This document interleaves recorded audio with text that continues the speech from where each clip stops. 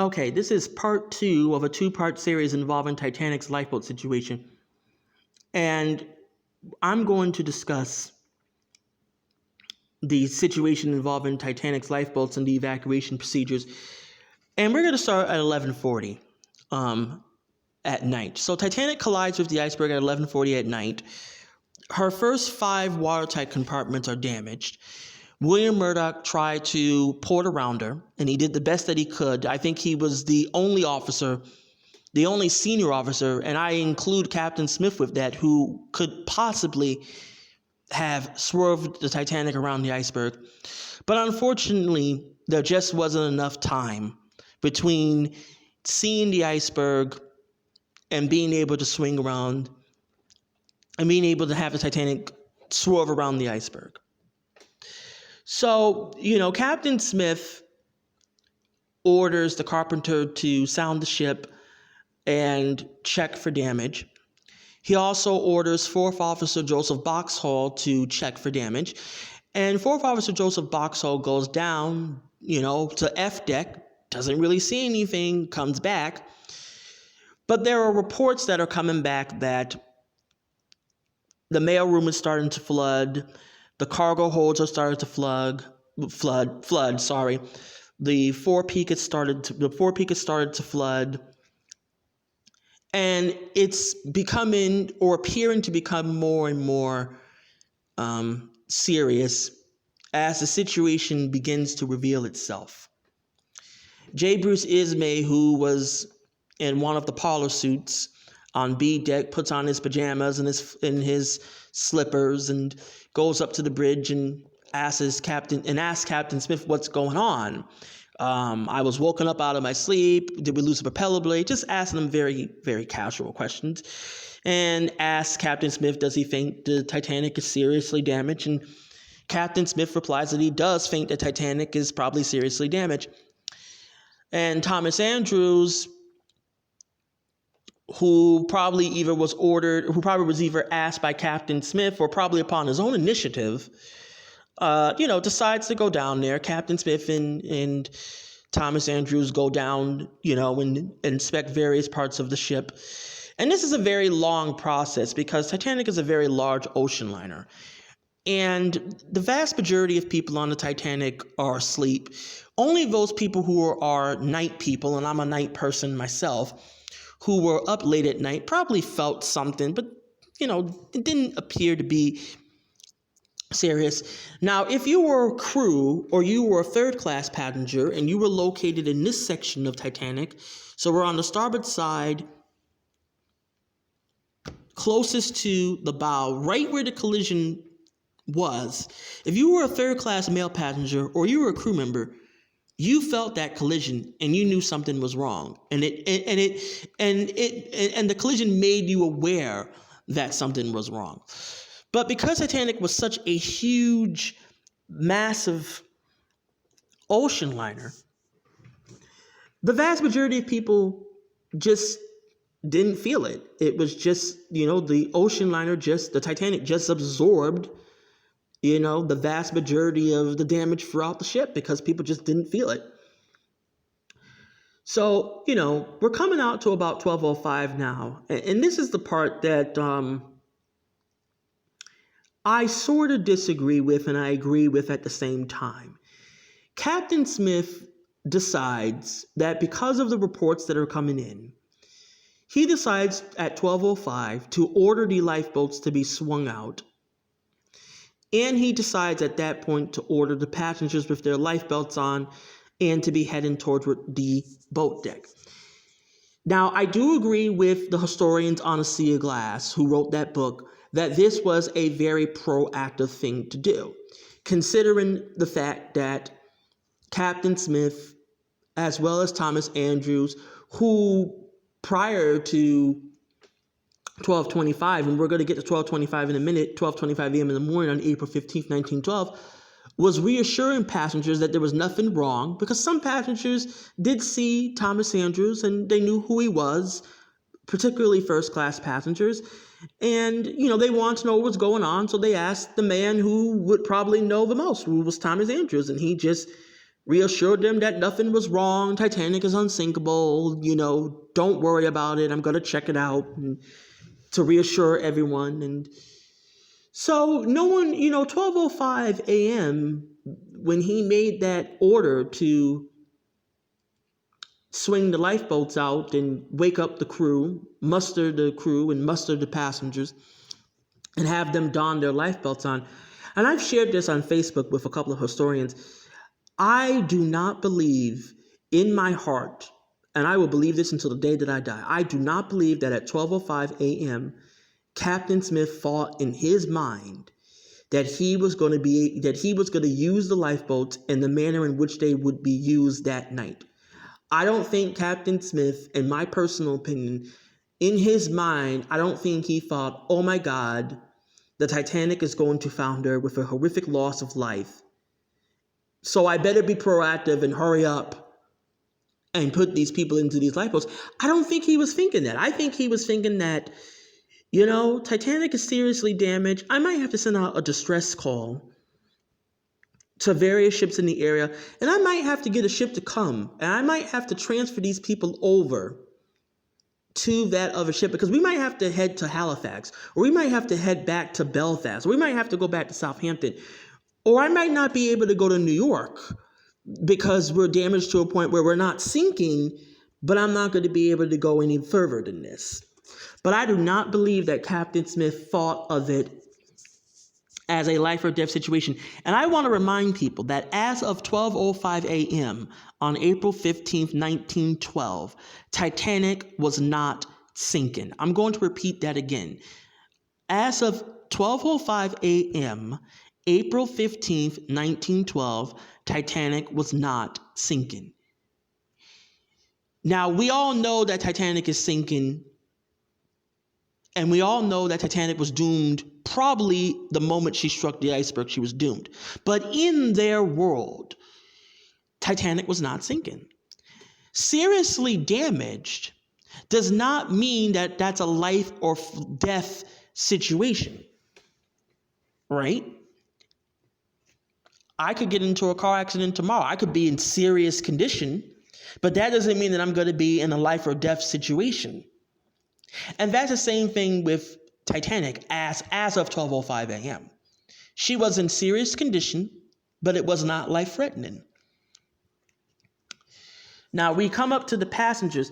This is where things start to get a lot confusing for passengers, because the whole lifeboat evacuation sequence was a mess. There was a lack of information. There was a lack of organization.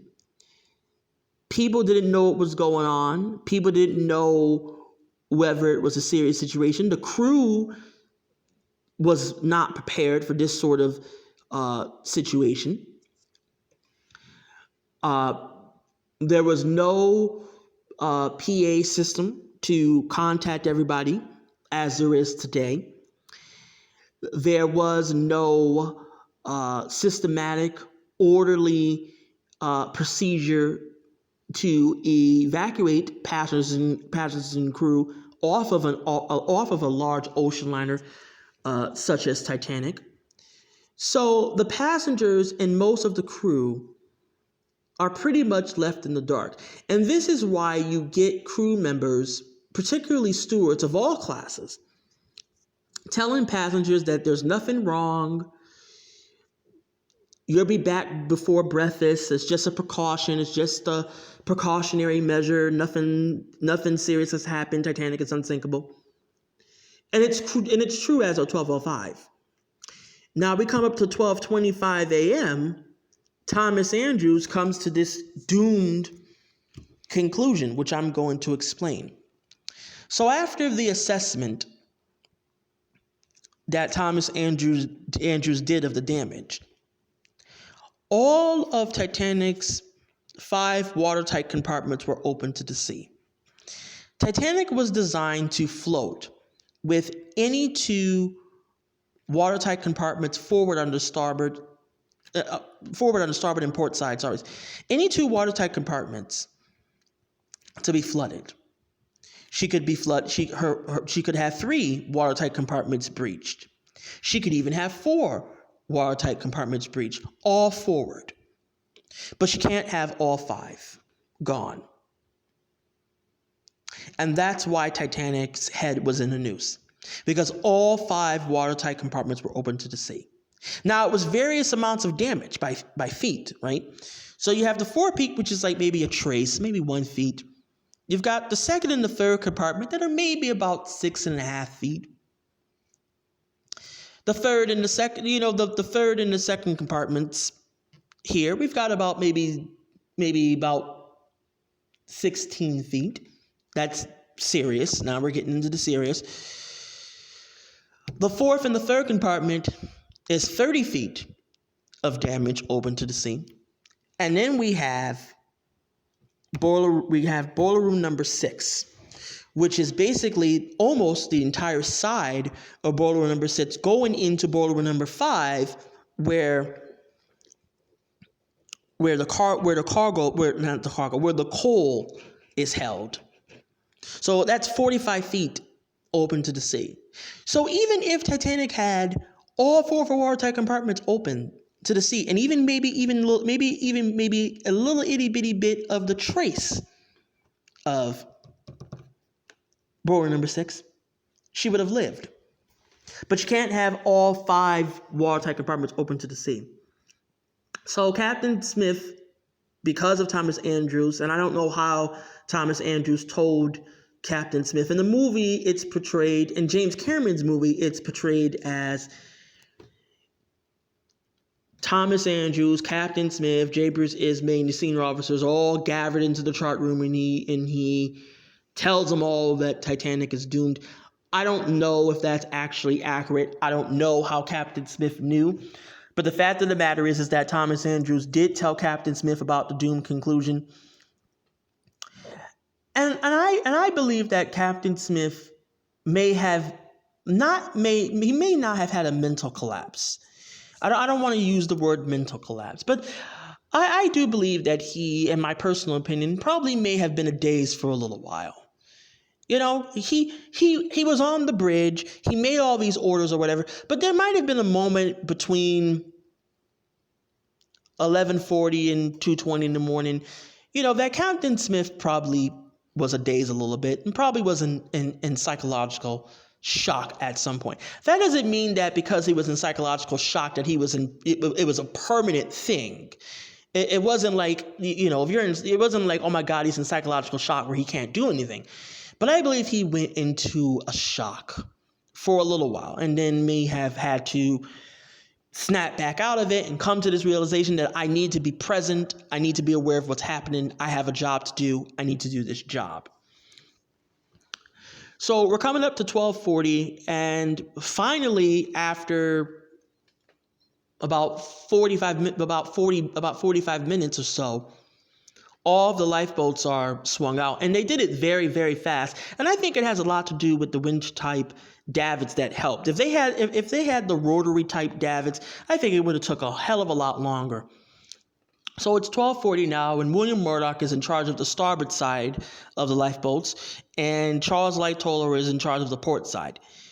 Charles Lightoller interpreted, Captain Smith made an order of women and children first. Charles Lightoller interpreted that order as women and children only, and William Murdoch interpreted that order the way that Captain Smith probably wanted it to be interpreted. And if you were a male passenger, which side of the boat deck that you ended up on depended upon your survival. If you ended up on the port side of the ship, you weren't getting into a lifeboat at all. There was only one male passenger who got into a lifeboat on the port side, and that was because I believe it was boat number 6, Molly Brown's boat, who didn't have enough crewmen to man that lifeboat. That was the only reason why he was able to get into the lifeboat on the port side. If you were a male passenger and you ended up on the starboard side, you had a hell of a lot more chance of surviving. So 12:40, lifeboat number 7 is the first boat to be lowered from the Titanic, 1 hour after the collision, and it's lowered with less than half of the people on board. It's lowered with about 27 people for a capacity of 65. And this is going to be repeated the entire night. And I'm gonna tell you why I believe that the lifeboats were lowered half full. Couple of reasons. First reason is that I don't believe that any of the senior officers knew of the life-threatening situation that was faced, that was in front of them. Charles Lightoller even admitted that he said that he saw the. Now this is a man who's a senior officer who sees the forecastle of his ship beneath the water now, and doesn't believe that Titanic is going to sink. I do not believe that the senior officers, and especially the crew, did not know the seriousness of the situation. And I believe that Captain Smith, for all of his proactive work that he did, I believe that he might have kept certain things from the crew, and especially from the passengers, because he did not want to create a massive panic. He had a mathematical problem, Captain Smith. And his mathematical problem was that he only had seats for 1,178 people. So 1,000 people or more were going to die that night. So he had to do everything in his power to maintain order while simultaneously urging people to get into these lifeboats, women and children, without ordering an abandoned ship order, which would have resulted in a massive panic, a massive rush for the lifeboats. So this is going to be repeated throughout the entire night until about maybe after. I made up this Titanic scale, and I believe that in the very beginning, everybody believed that Titanic was unsinkable. Her durability had not been challenged. At least in the minds of the passengers, her durability was not challenged. Everything seemed to be fine. The lights were bright. The heat was roaring. Nobody felt the accident. It's very unusual to evacuate a ship in the middle of the night anyway. People didn't seem to be particularly worried. Even some of the crew members were cheery. Even some of the senior officers were a little bit cheery and happy. So it didn't seem like it was a very serious situation. And this lowering of lifeboats half full at, one lifeboat number one with Sir Cosmo and Lady Duff Gordon went out with 12, and it was designed for 40 people. This would continue until about 1:15. After 1:15, when the Titanic starts to take a list to port, and the rockets continue to be, sent into the air, probably at this point, probably about maybe 5 rockets have been sent into the air, and the lights are becoming dimmer and dimmer, and more third-class passengers who were not systematically left behind. I made a video about third-class passengers. The previous video explains that. As more and more people become aware that Titanic is in a very serious situation, the lifeboats start to become more and more filled with more people at or above capacity. And most of those lifeboats that are filled at or above capacity are these lifeboats here. The starboard aft lifeboats 9, 11, 13, and 15 are the ones that are the most filled. And after that, any passengers who didn't get into any lifeboats would have to try to go way further down after 1:30 in the morning, if they could even get there on time. I believe that more could have been done. We have a total of 500, almost 500 seats that went unused. I believe that the crew did everything in their power, given the situation and given the amount of information that they knew from the senior officers and from the captain, whatever information they knew. I believe that the stewards and, and the hospitality workers and all those people did everything in their power. And I've worked in customer service before, so I know all about how difficult it is to maintain control, how difficult it is to please everybody, to reassure them, all that stuff. They did everything they had to do. But I just believe in my heart that more could have been done. Because 500 people more could have been saved. And Captain Smith and Thomas Andrews and J. Bruce Ismay, they all did the best that they could. J. Bruce Ismay is, of course, faulted for saving himself, and I'll make a video about J. Bruce Ismay at a later date, my personal thoughts on him. But they did what they had to do, and it's just a horrific thing. It's just a horrific accident that happened that should never have happened. So I hope this video explains the lifeboat situation on Titanic. If not, I'll make a third video. Thank you for listening.